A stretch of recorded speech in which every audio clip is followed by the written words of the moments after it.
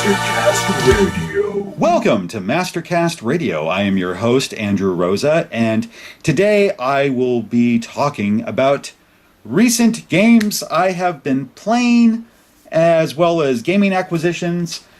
I will do my very best to talk about favorite and least favorite ports. These were all suggestions from Ronnie Webster on Facebook, Mastercast TV on Facebook. Because every now and then I just want to shoot the shit and I don't know what the fuck about, okay? So I need some direction. But, okay. Games I've been playing and recent acquisitions. I haven't played anything fucking new. I see all these goddamn memes. People talking about Red Dead Redemption 2. And as much as I want to play it, I don't. You know, I loved Red Dead Redemption a lot. I really, really did. I've played that now from beginning to end, I believe now 4 times. And each time I've, done more side missions and all that sort of shit. And I've enjoyed it immensely. But it's also all-consuming. Like, I didn't want to get sucked in that hard again. Because whenever I get a game like that, production slows to a fucking crawl on Mastercast TV. So it's not that I don't want to play it. I just fear getting sucked in that hard that I won't be able to focus on creating content for Mastercast TV, because I do need that creative outlet.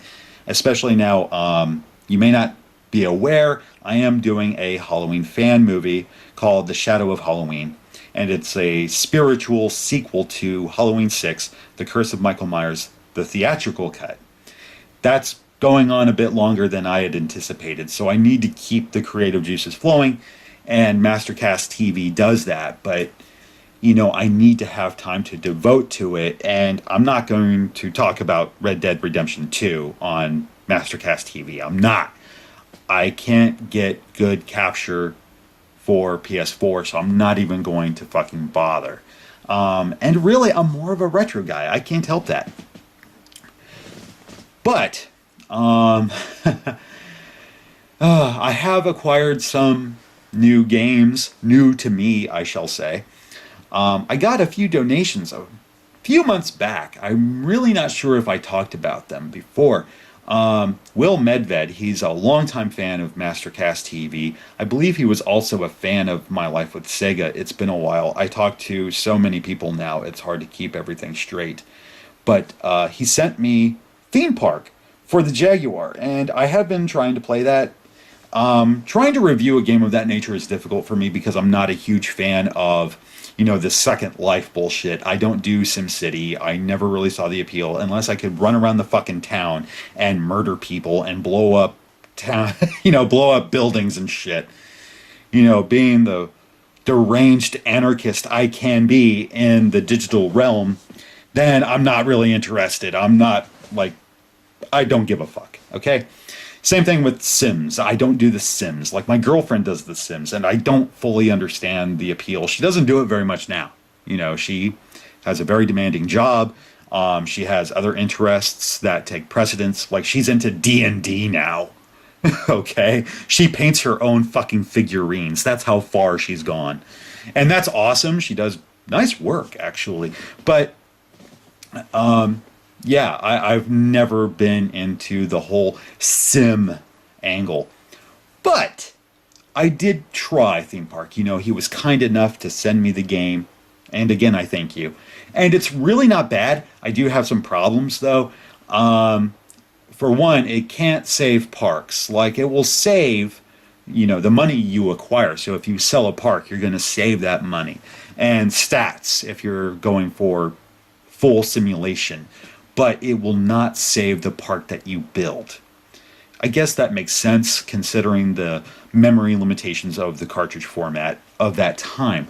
But it just didn't occur to me until it came time to shut the game off. And I was like, oh my god, I can't save my fucking park. Shit. So that blows. That's a big drawback to that particular version, because I can't help but feel that maybe one of the other disk-based ports with proper, with enough memory to back up that kind of data you'll you'll undoubtedly have a better experience on another platform. I'm kind of curious, so I'm looking into that. Another issue is that the larger your park gets, the greater the slowdown, and it can slow to a fucking crawl. It's almost agonizing to watch, and you're trying to scroll through this massive park you've created, and it's very slow. So let me tell you right here and now, I haven't done a full review of it yet. That will come eventually, but yeah, if you're really desperate to play theme park and Jaguar is your only option, then yeah, you may be all right, but just understand and accept the larger your park gets, the harder it's going to be to play because damn, it will just take you that much longer to add shit. Okay. And here, that was before I even added roller coasters. Okay. The park had just gotten really fucking big. Now, the other game was a donation from Brian Hornberger. He's also a longtime viewer, if I remember correctly, and very cool guy. Sent me Super Burnout. I guess he took pity on me after having watched my reviews for Supercross 3D and Checkered Flag. I'm not going to go over that shit again. Uh, like, if you want, you can go and check out my video so you'll see what I mean. But no, they are not good racing games. Not for the Jaguar. If you're going to go for a racing game, go for Super Burnout. I'm waiting to review it so that I can get better. I'm not that much better at Super Burnout than I am at Super Hang-On. As much as I enjoy that game, I am not a great player when it comes to racing games. Like, I can do pretty well at Sega Rally Championship and even Virtua Racing to an extent, but Super Hang-On, Outrun, now Super Burnout. Yeah, Super Scrollers I tend to have an issue with. Or Super Scalers, excuse me. But it is a fun game. It is very pretty. It's a very pretty Super Scaler. And I would say, based on my, I can't say limited experience. I've played it for a good 10 hours now. So I would say it's a damn good racing game. If you're needing a good racing game for the Jaguar, I would definitely recommend Super Burnout. So if you don't feel like waiting for my review, there you go. If you need a good racing game for the Jaguar, Super Burnout. I will even go so far as to recommend Atari Karts. Now, before some of my Jaguar fans pop up like, fuck, you got Atari Karts! I didn't. My brother, Mickey Mac, he hooked me up with a skunk board for my birthday. And thanks to Lawrence, the designer of Rebooteroids, as well as Kyle D for recommending particular bit of software to upload my ROMs to the board, I've been able to try a lot of different games now. So I can kind of figure out what am I going to prioritize as far as titles for my collection. Like, I'm going to try some of the sports games just so I can say, well, if I see them cheap, do I still, should I even bother? I haven't gone that far yet. I did try Atari Karts because I wanted to see what the big deal was. And after having played it, I think it's fucking great fun. I'm generally not a fan of kart racing games because I just want to feel that sensation of speed, and I don't really get that from kart racers. Like Super Mario Kart for the Super Nintendo. I get it more from Nintendo 64. Mario Kart 64 I do enjoy. I do feel that sense of speed, but I don't get it from Super Mario Kart. This one, I kind of feel it, but also I just think it's prettier. The graphics appeal to me. They just appeal to me more. I especially love the soundtrack, and it handles very well. If I had any criticism, it's just that some of the sabotages you can pick up while playing the game in single player don't really feel as if they have much impact on the other racers. So I'm not sure if it has an issue with the AI, but you definitely get a good experience when playing with another player. When you have a multiplayer experience, it does have a great effect, and it does add to the challenge of the game. Definitely recommend, but it's a very pretty game.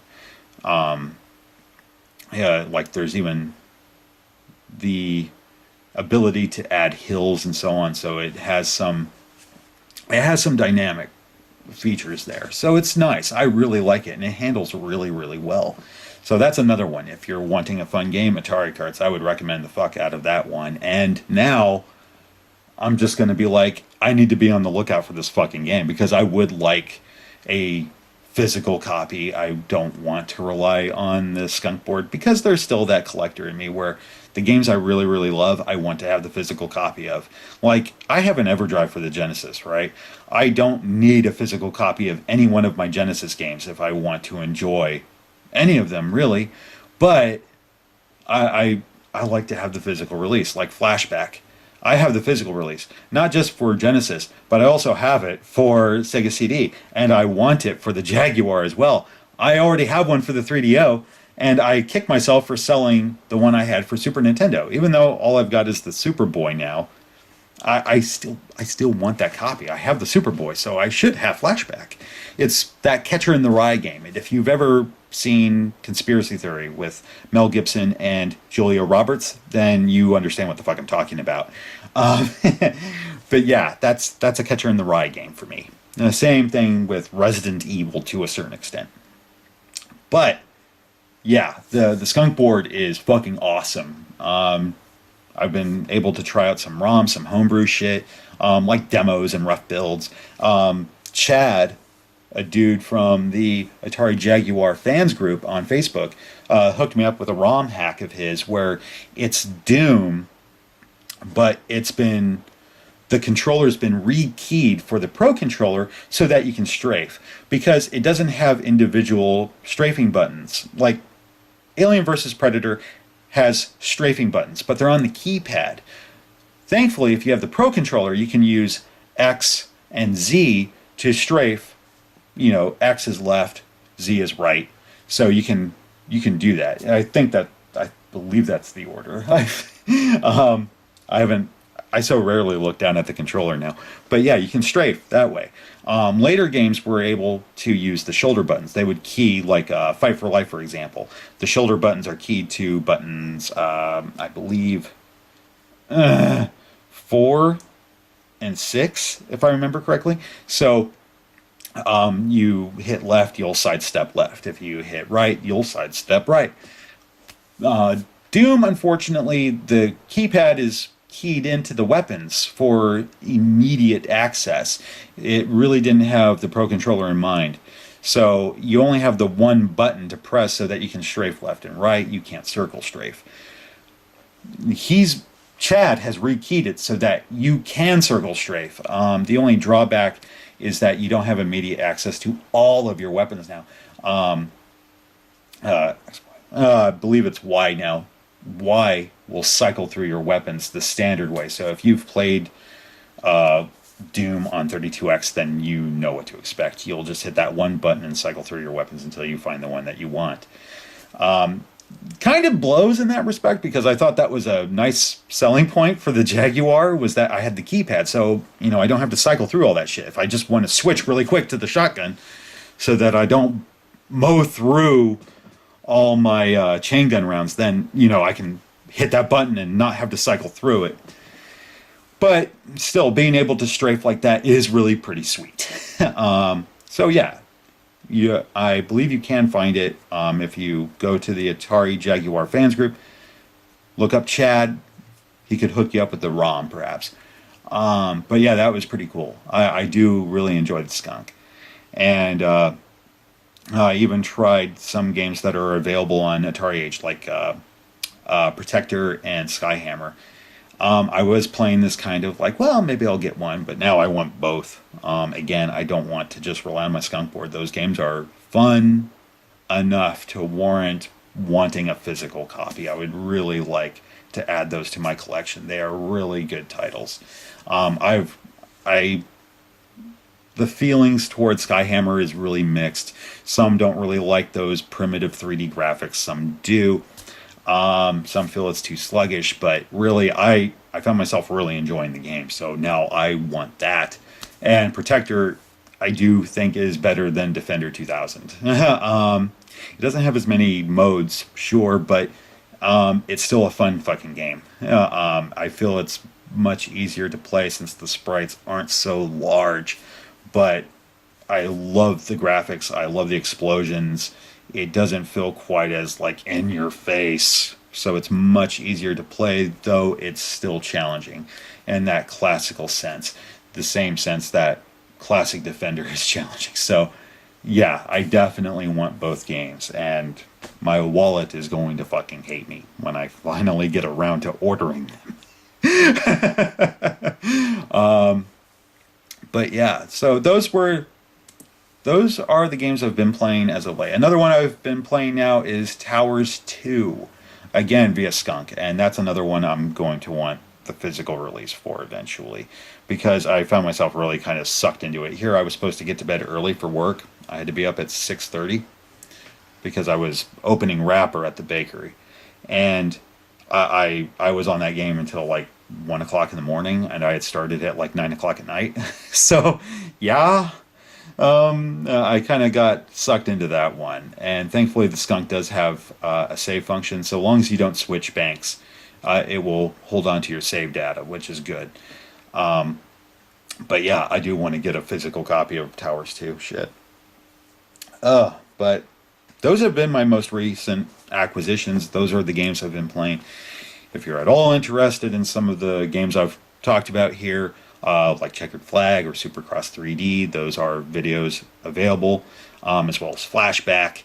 If you're a newcomer to the channel, you may not realize I've done these videos, so there you have it. I will be working on the next video, which is going to be talking about Jaguar accessories. And only a select few. I haven't been able to get a hold of a rotary controller. In fact, I'm going to try and make one now that I've picked up soldering. That's another thing I'm trying to expand on, so I can modify my own gaming consoles with regional bypass and so on and so forth. I'm looking forward to doing that. But yeah, to make a rotary controller for the Jaguar, there are schematics online that you can use to help. And yeah, there's that. But I won't be able to talk about it in this video. This is going to be the first of many, I'm sure, because I would like to put the team tap through its paces and see how well that works out. But I'll be talking about some shit, maybe give you some gift ideas for family, friends, a significant other, anybody who is now knee deep in Jaguar shit, and they need stuff to kind of keep them going, there you have it. But anyway, thank you very much for listening, and as I've always said, I will try and be a bit more regular about these little shows here, because it is nice to just shoot the shit and air everything that's in my fucking mind, because I don't have many people to talk to about this shit, and so often I feel like a fucking idiot. But anyway, thank you very much for listening. Catch you latest.